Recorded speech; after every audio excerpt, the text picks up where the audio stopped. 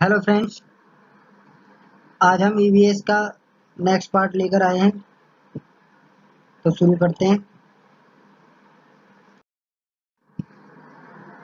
जैसे कि क्वेश्चन पूछा जाता है, गोलकोंडा किले के बारे में क्वेश्चन जरूर आ जाता है। तो हम बात करते हैं गोलकोंडा किला जो है, इसमें 87 बुर्ज हैं और इस पर सन 1518 से लेकर 1687 तक यहाँ कुतुबशाही सुल्तानों ने राज किया था। आगे बात करते हैं। सन 1200 में, जब कुतुबशाही सुल्तान नहीं थे, उससे पहले दूसरे राजा इस पर राज्य किया करते थे। और जो ये किला था, ये मिट्टी का बना हुआ था पहले। बाद में इसे पत्थरों के द्वारा इस पर नक्काशी की गई और ये बाद में ज़्यादा सुरक्षित बनाया गया। आगे बात करते हैं सुनीता विलियम्स की, जो कि भारतीय मूल की दूसरी महिला अंतरिक्ष यात्री है और ये 6 महीने से ज़्यादा अंतरिक्ष में रही थी। अब ये पृथ्वी से करीब 360 किलोमीटर दूर स्पेसशिप से गई थी अंतरिक्ष के अंदर। बात करते हैं कि चांद पे पहला कदम जिसने रखा था, वो व्यक्ति थे सन 1969 में नील आर्मस्ट्रॉन्ग। तो इन्होंने पहला रखा था, लेकिन इनके साथ एक और गए थे, दो व्यक्ति थे, बट चांद पे पहला जो कदम रखा वो नील आर्मस्ट्रॉन्ग ने रखा था। आगे बात करते हैं सुनीता विलियम्स की आगे, कि सुनीता विलियम्स अंतरिक्ष के बारे में बताती हैं कि हम लोग एक जगह टिककर नहीं रह पाते थे, यान में ही एक जगह से दूसरी जगह तैरते रहते थे और वहां पे पानी भी टिका हुआ नहीं रहता था, वो बुलबुलों की तरह इधर उधर उड़ता फिरता रहता था, जिससे कि अगर हम लोगों को हाथ मुंह धोने होते थे तो हम तैरते हुए बुलबुलों को पकड़कर गीला कपड़ा करते थे और तब हाथ मुंह साफ करते थे। आगे बात करते हैं कि वो खाना जो है वो भी अजीब तरीके का था, क्योंकि वो भी पेस्ट के रूप में लेना पड़ता था। और सबसे ज़्यादा मज़ा उन्हें तब आता था जब उड़ते हुए खाने वाले कमरे में जाते थे वो लोग और उड़ते हुए खाने के पैकेटों को पकड़ते थे। आगे बात करते हैं। इन्होंने एक बात और बताई कि अंतरिक्ष में जो है उन्हें कंघी करने की कभी ज़रूरत नहीं पड़ती थी, क्योंकि वहाँ पर बाल हमेशा खड़े ही रहते थे और वहाँ पर ना तो चल पाते थे, बस हर समय तैरते रहते थे और हर काम के लिए अलग अलग तरीके अपनाने पड़ते थे। तो ये सब करने की आदत डालना आसान नहीं था, पर उन लोगों ने इस तरीके से 6 महीने वहां पर बिताए। आगे बात करते हैं कि कागज को भी वो ऐसे नहीं छोड़ सकते थे, क्योंकि उसे भी दीवार के साथ बांध कर रखना पड़ता था, सब उड़ने लगता था इधर से उधर। आगे बात करते हैं। अहमदाबाद से करीब 18 किलोमीटर दूर अडालज की बावड़ी है, जहाँ पर तेल वगैरह का काम होता है। और अब बात करते हैं कि तेल जो है वो कहाँ से आता है। तो जमीन के अंदर गहराई में तेल मौजूद है।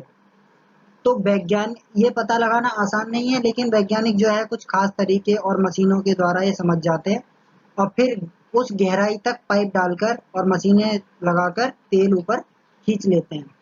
अब जो निकाला गया तेल होता है वो गहरे रंग का और गाढ़ा और उसके साथ बदबूदार होता है, लेकिन इसी में बहुत सारी चीज़ें छिपी हुई हैं। और फिर उसके बाद तेल को अलग अलग चीज़ों से अलग किया जाता है और साफ किया जाता है, फिर तेल को रिफाइनरी में भेजा जाता है।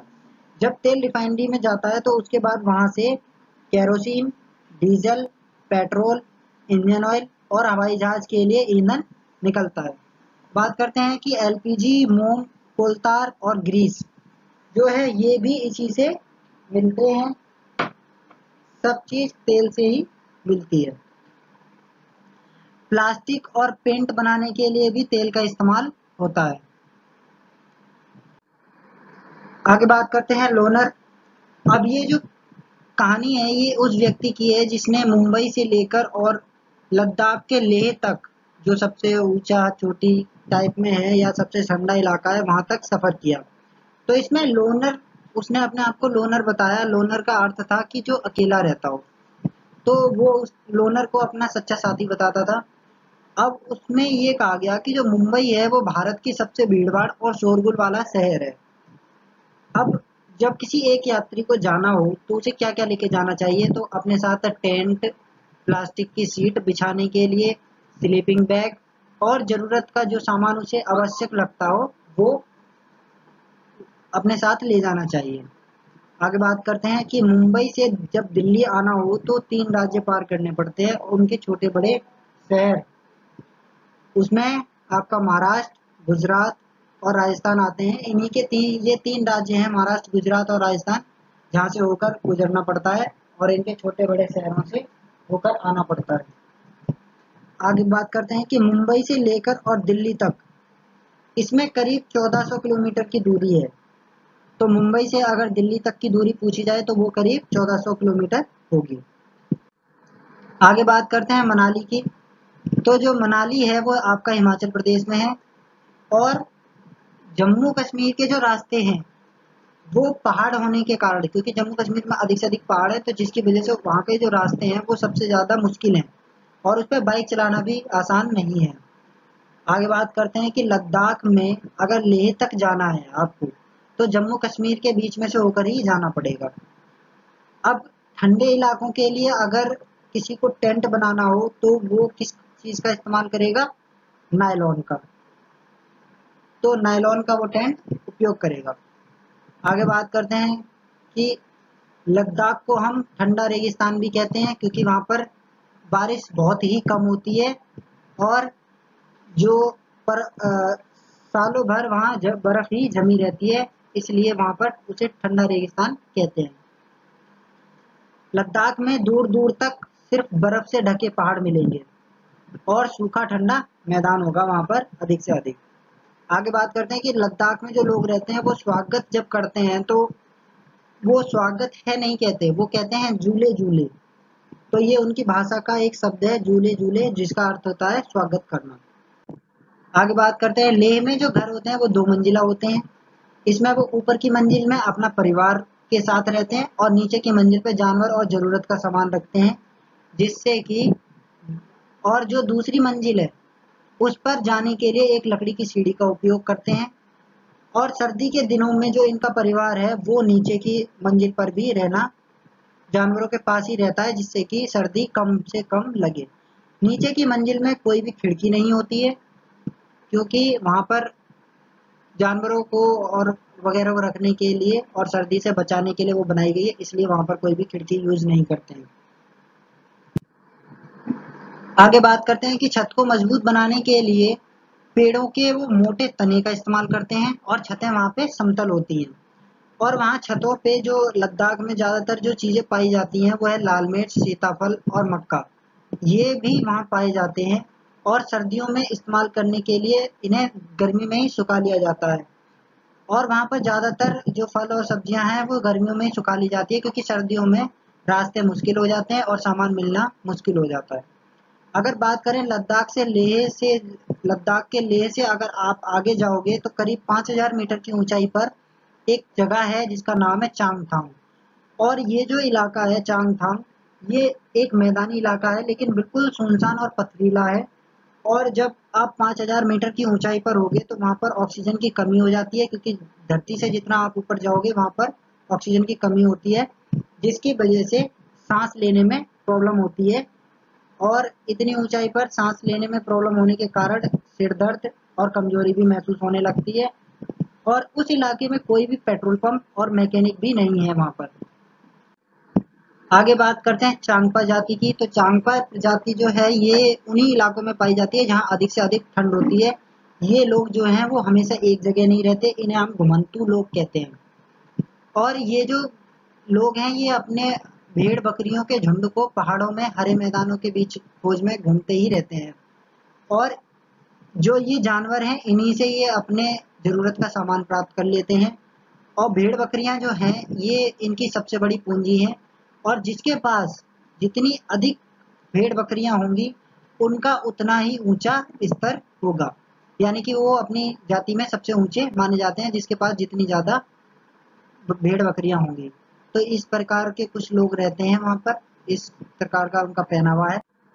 आगे बात करते हैं, चांगपा जो है वो जिस तरीके की एक खास तरीके की बकरी पालते हैं। अब उस बकरी की खासियत ये है कि उनके बालों से जो है, जो पश्मीना ऊन है वो उनके बालों से बनती है। तो ये एक खास तरीके की बकरियां होती है जिनके बालों से मशहूर पश्मीना मिलती है। अगर बात करें दुनिया में मशहूर पश्मीना की, तो जो पश्मीना शॉल है उसमें एक पश्मीना शॉल में 6 स्वेटरों के बराबर गर्मी होती है। अगर आप 6 स्वेटर पहनेंगे उसके बजाय एक पश्मीना शॉल ओढ़ लो तो आपको उतनी ही गर्मी प्रदान हो जाएगी जितनी 6 स्वेटरों में प्रदान होती है। और इतनी गर्म होने पर भी ये बिल्कुल मोटी नहीं होती है। सबसे बड़ी बात यह है कि ये बिल्कुल ही हल्की होती है, ज़्यादा मोटी भी नहीं होती है। अगर पश्मीना की बात करें तो ये पहाड़ी बकरियों की एक खास नस्ल से जो कि 5000 मीटर की ऊंचाई पर रहती हैं। तो इन्हें जितना अधिक ठंड में रखोगे उतने ही इनके बाल चमकदार होते हैं। और इनकी खासियत बात है कि ये सर्दियों में जो तापमान 0 डिग्री सेंटीग्रेड यानी कि बहुत कम है, -40 डिग्री सेंटीग्रेड तक चला जाता है, उस इलाकों में भी ये रहती हैं। और इतनी सर्दी से बचने के लिए जो बकरियों के शरीर पर बहुत ही बारीक और नरम बाल उगाते हैं इतनी सर्दियों में, जो कि गर्मियों में झड़ जाते हैं।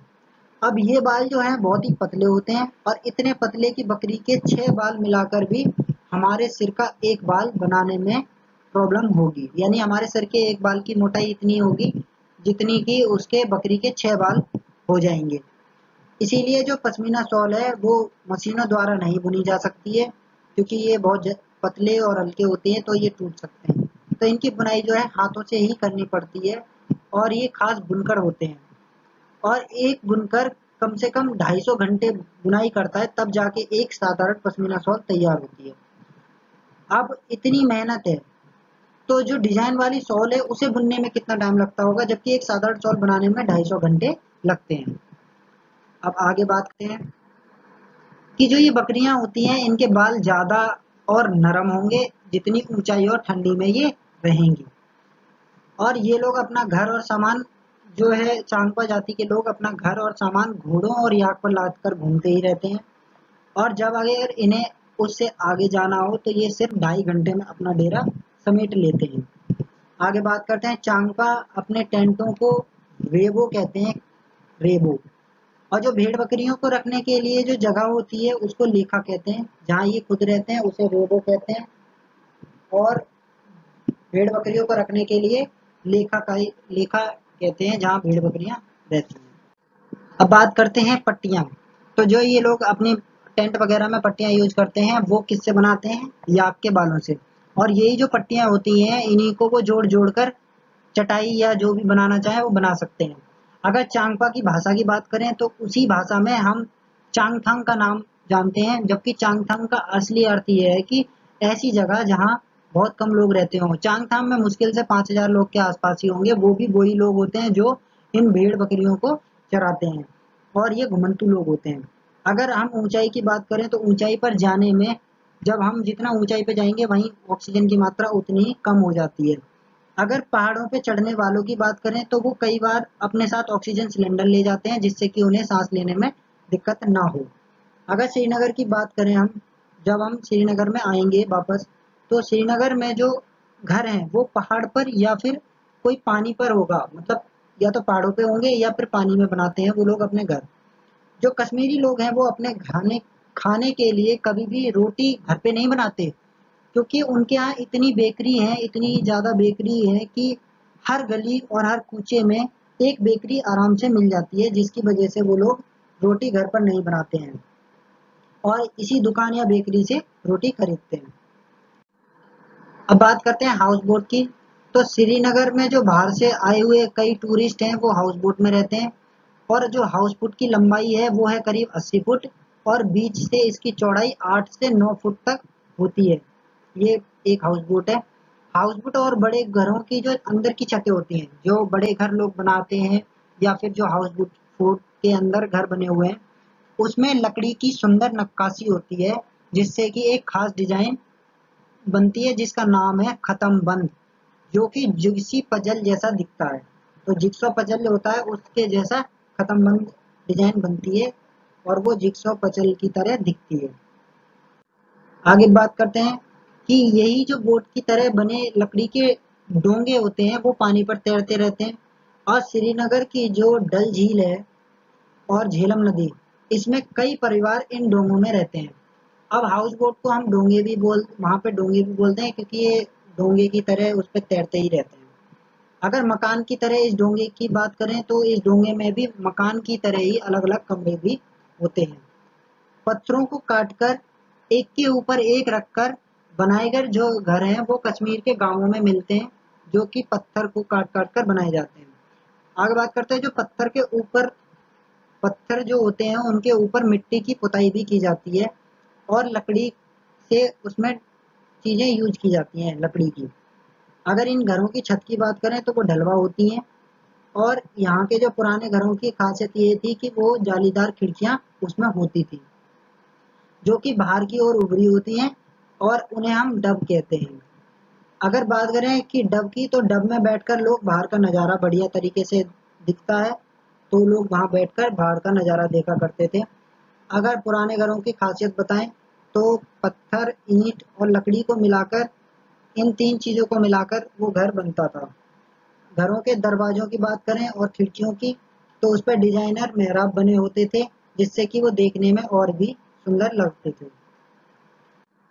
अब हम प्रीवियस ईयर क्वेश्चंस की बात कर लेते हैं। तो हम बात करते हैं कि सुनीता विलियम्स के संबंध में निम्नलिखित में से कौन सा कथन सही है। तो जो पहला क्वेश्चन है कि वह भारतीय मूल की दूसरी महिला अंतरिक्ष यात्री है, तो ये चीज सही है। आगे बात करते हैं वह भारतीय मूल की दूसरी अंतरिक्ष यात्री है, तो ये गलत था। वह प्रथम महिला अंतरिक्ष यात्री थी, ये भी गलत है। और वह भारतीय मूल की प्रथम अंतरिक्ष यात्री थी, ये गलत है, क्योंकि कल्पना चावला प्रथम अंतरिक्ष यात्री थी। जो ये बात करते हैं, निम्नलिखित में से क्या पेट्रोलियम से प्राप्त नहीं होता है। मोम प्राप्त होता है, डीजल प्राप्त होता है, ग्रीस प्राप्त होता है, कोयला खानों से प्राप्त होता है। तो कोयला नहीं प्राप्त होता है, तो इसका आंसर हो जाएगा कोयला।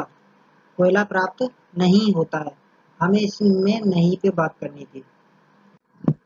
आगे बात करते हैं कि किसी पर्वतीय क्षेत्र में प्रेक्षण करने पर यह पाया गया कि अपने घर पत्थर, मिट्टी, लकड़ी और चूने से बनाए हैं, और ये घर 2 मंजिले हैं। नीचे की मंजिल पर ये लोग जानवरों को रखते हैं और जरूरत का सामान भी इकट्ठा करके रखते हैं।